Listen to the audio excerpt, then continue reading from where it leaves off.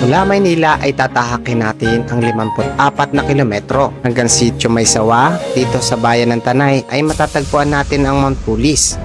So kung nagbabala kayong pumunta dito, magkakaroon kayo ng kakaibang experience, lalo na kung ang hanap nyo ay makapag-relax at may kasamang na exercise na rin. Gawa nga ng medyo mahaba tong lalakarin natin. Simula dun sa pinanggalingan natin sa taas, papunta sa mga iba't ibang activity nila dito. At bukod sa kinagigiliwang Sea of Clouds, alam nyo ba na dito din matatagpuan ang bangka kung saan nakapwesto sa tuktok ng bundok? Ito ang tinatawag na Noah's Ark.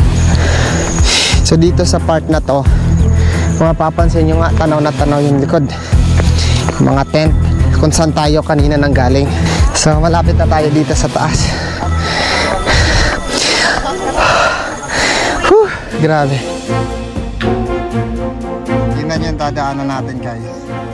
Medyo delikado lang, pero extreme ang adventure natin dito, guys. Up, up! Sabi ko sa'yo, gandaan na yun. Kaya pa. Dito may mga part na medyo alanganin yung daanan katulad nito. At kailangan ng iba yung pag-iingat. Gawa ng pag konting pagkakamali mo din ay pwede nga tayong malaglag sa bangin. So yun, meron pa doon, medyo mahaba pa ang ating lalakarin. Kaya enjoy muna natin to. Let's go. 5:24 in the morning. Dito sa may Buso-Buso. Lapit sa Shell Buso-Buso. Hanapin natin yung kasama natin.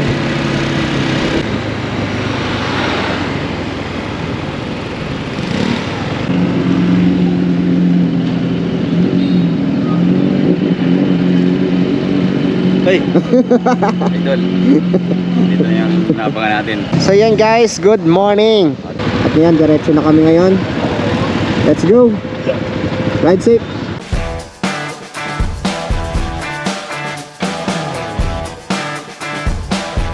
Kung mapapansin natin mga lods ay bumubungad na ang haring araw. Tuloy pa rin tayo sa ating lalakbay. Part na to, no, malamig. Maliwanag na, kitang-kita mo yung mga bundok.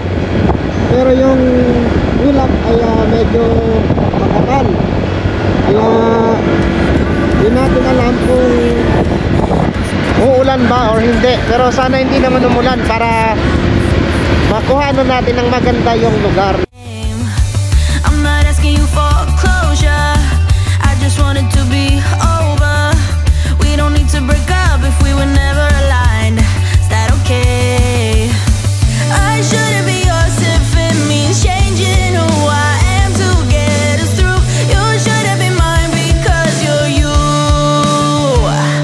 I've had enough, enough, yeah, I've had enough. Sobrang lamig dito. Ito na yung entrance papasok dun sa pinuntahan natin, Mount Pulis. Malapit lang ito sa lugar kung saan tayo pumunta ng nakaraan sa Treasure Mountain. Ito po, good morning. Yung hiking natin. Ito sir, yung hiking destination sir, meron kaming package A and B po. Sa A po, Mount Pulis, Spiderweb, Heart Peak, Sambong Peak, 200 per head po siya sir. Kapag pumunta kayo ng Noah's Ark, may mandatory guide lang po ng 500. Pero kasama po siya sa binayaran nyo na 200 per head po. Ano po? Tapos sa Camp B naman po, all destination ng Camp B sir, mandatory guide, 1:5, 500 pa rin po. Tapos 200 per head. May optional kami 4x4.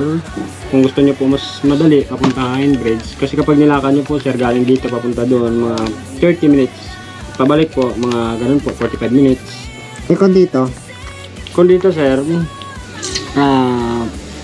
hanggang dito po yung parking nyo ng motor sa taas. Tapos maglalakad na lang po kayo punta ng Spiderweb, mga 2 minutes. Ganun din po dito. Ito po yung mga 15 to 20 minutes po, no sir. Pag dito, ang head per head nito is 200 po. sige. Kailangan ng ano? Name nyo po, tapos name nyo kasama. Tapos signature, contact number. 200 plus Parking. 20 pesos pa yun. Thank you po.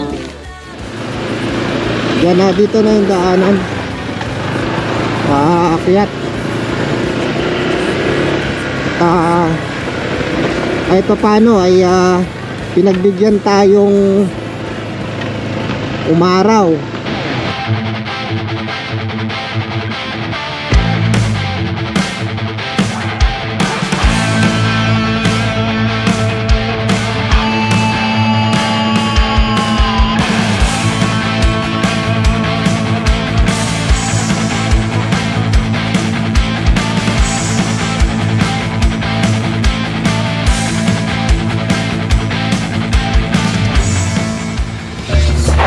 Yun oh, kita nyo naman ang ganda ng lugar.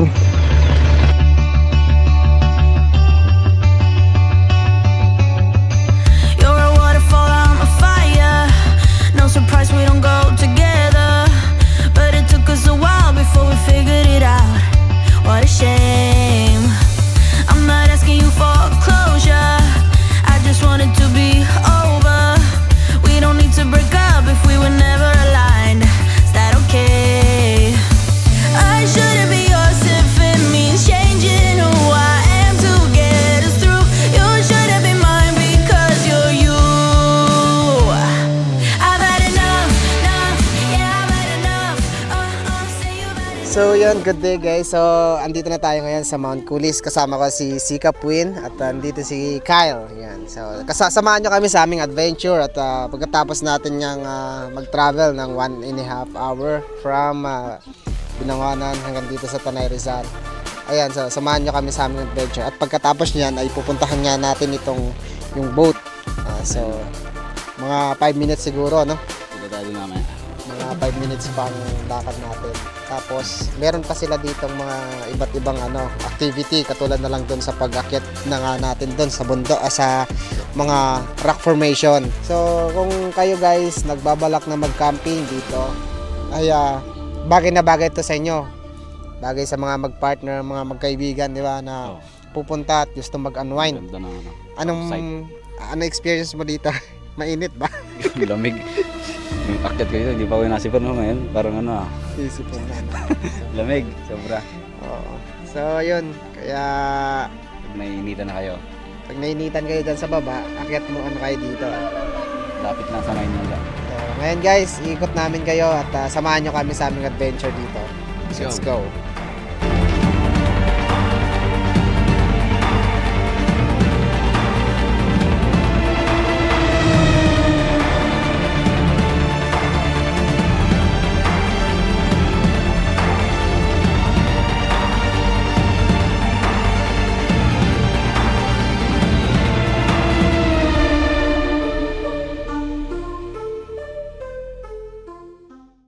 So kung nagbabalak kayong pumunta dito, magkakaroon kayo ng kakaibang experience, lalo na kung ang hanap nyo ay makapag-relax at may kasamang exercise na rin. Gawa nga ng medyo mahaba tong lalakarin natin. Simula dun sa pinanggalingan natin sa taas, papunta sa mga iba't ibang activity nila dito. Tapos dito sa part na to, makikita nyo yung spider web.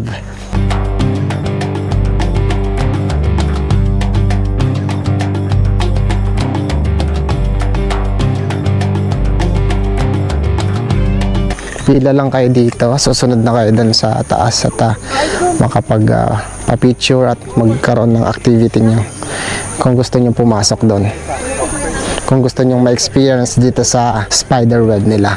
After nito, akyat tayo dun sa taas para makita naman natin yung kung ano meron dun sa taas. Let's go!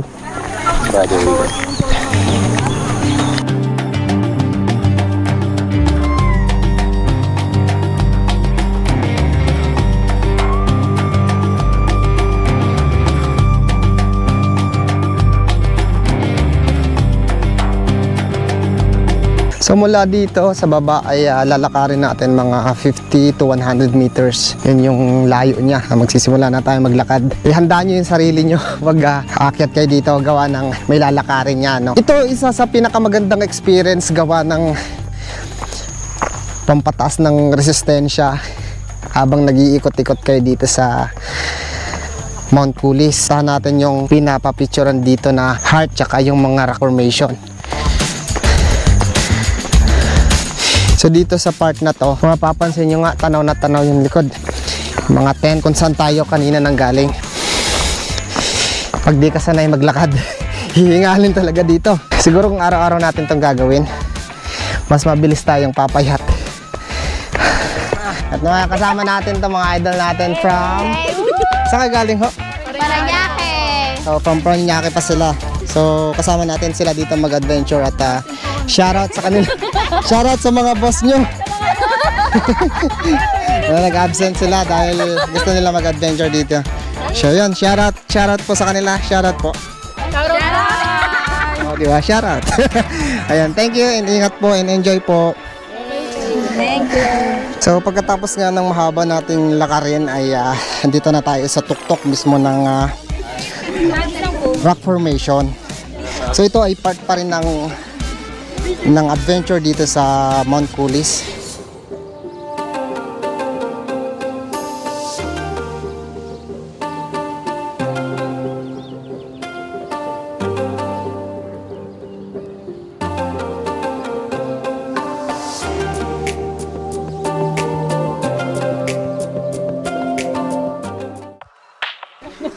At maraming tao ngayon gawa ng araw ng Sunday. Wala nga dito sa taas ay tanaw na tanaw yung pinanggalingan natin dun sa baba. So ngayon marami pang tao ngayon dito at kasama nating nag-adventure. So guys, next natin pupuntahan, yung huli natin pupuntahan itong boat, yung Noah's Ark. When we wake, hear the birds and see the sun. Side by side our fears are done. Oh, the good times just begun. Matarik lang ang daanan dito guys, kaya kung mapupunta kayo dito ay medyo ingat lang gawa ng matutulis yung mga bato. At pag nadulas nga kayo ay ayan, delikado. Dudulas kayo ng dire-diretso sa baba. Pero yun guys, mag-enjoy kayo dito. Hindi naman delikado as in delikadong sobra. Ano lang, yung kailangan lang talaga ng iba yung pag-iingat. Katulad nito, dadaan kayo ng ganyan. May mga part na medyo alanganin yung daanan. Katulad nito. At kailangan ng iba yung pag-iingat. Gawa ng pag konting pagkakamali mo din ay pwede nga tayong malaglag sa bangin. So, yun, meron pa doon, medyo mahaba pa ang ating lalakarin, kaya enjoy muna natin to. Let's go. Taas. Ikaw na kami ni Waze. Waze! Sana ito Waze! Medyo mahaba-haba ang lalakarin natin. At kahit naman medyo ganito ka layo, ma-enjoy naman natin yung daanan, di ba? Kasi bukod dun sa sa malamig ang lugar, talaga namang mag-e-enjoy ka. Grabe yung pababa niya. Tol, kaya pa. Tingnan yung ginagawa ko guys, halos sobrang tarik na to, pero napakahusay ng pagkakagawa nila.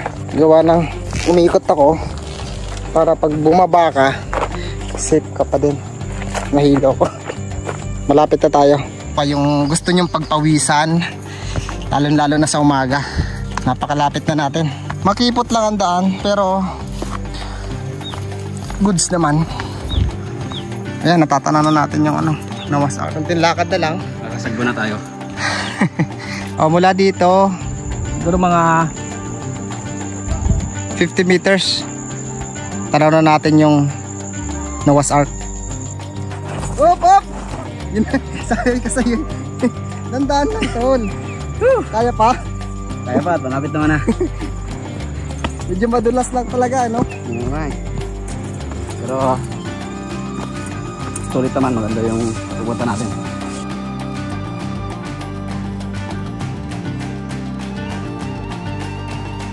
So dito na tayo ngayon sa malapit sa Noah's Ark. So sinama ko na kayo sa aming adventure. Sobrang haba ng lalakarin, but worth it dahil dito nga ay mararating at makikita nyo yung ganda ng Noah's Ark. Shoutout natin mga idol natin from Jeddah, ma'am. Kasama natin dito. Shoutout natin. Tsaka yung mga kasamahan nila sa mga magigiting na OFWs. Hi, Inday. Day in Jeddah. You know who you are. Shoutout natin yung mga magigiting na OFW. Yan. Wow. Thank you so much, ma'am. Ingat po kayo. Enjoy. Thank you. Kasama natin ang ating mga idol. Ay, sorry po. Nang gulo pa yun. Mga idol natin. Taga saan po kayo, ma'am? Bulacan. Bulacan pa. So, yun guys. Sila mga taga Bulacan pa. Kasama natin na gusto rin mag-explore dito sa Tanay Rizal. At gustong mag-enjoy at makapagpahinga, makapag-unwind sa magulong life dyan sa baba. So yun guys, may shoutout po kayo. Shout out sa nanay ko. Sa nanay ko nga. Nag-enjoy kayo dito, kuya. Kumusta yung ano nyo? Ano po kayo dito? Nag-stay? Hindi po. Umaga lang. Ano, umaga lang. Kumusta yung, pang ilang balik nyo na po rito? First time ko pa lang. Kumusta yung experience nyo po? Ano pangalan niyo, sir? PJ. Si Sir PJ. Kasama ka Sir PJ ngayon. Baka sumikat Taga ako. Bulacan. Shoutout natin mga taga Bulacan. Yan, so shoutout sa kanila.